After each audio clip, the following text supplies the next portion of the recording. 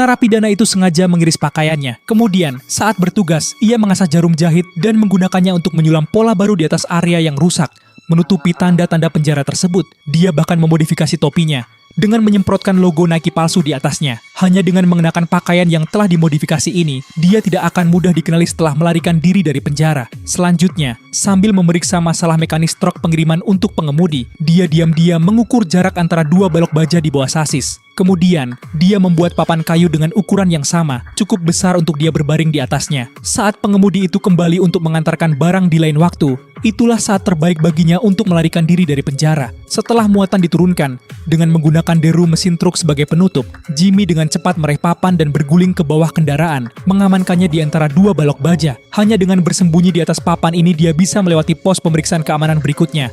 Karena suara mesin sangat keras, pengemudi tidak menyadari adanya hal yang tidak biasa selama keseluruhan proses. Di gerbang penjara, para penjaga menggunakan cermin inspeksi untuk memeriksa bagian bawah truk. Berkat letak papan yang tersembunyi, Jimmy tidak terdeteksi. Namun, hanya 500 meter setelah meninggalkan penjara, truk itu tiba-tiba berhenti. Untungnya, itu bukan karena Jimmy telah terbongkar. Pengemudi itu hanya perlu buang air kecil. Namun Jimmy tidak memanfaatkan kesempatan untuk melarikan diri. Sebaliknya, dia diam-diam merangkak keluar dari bawah truk dan bersembunyi di balik ban. Saat pengemudi hendak kembali, dia dengan cepat berlari ke depan, berputar melewati bagian depan truk, dan bersembunyi di sisi lain truk, sama sekali menghindari pandangan pengemudi. Karena medannya cukup terbuka di tempat ini, pengemudi tidak memeriksa kaca spion saat menghidupkan truk.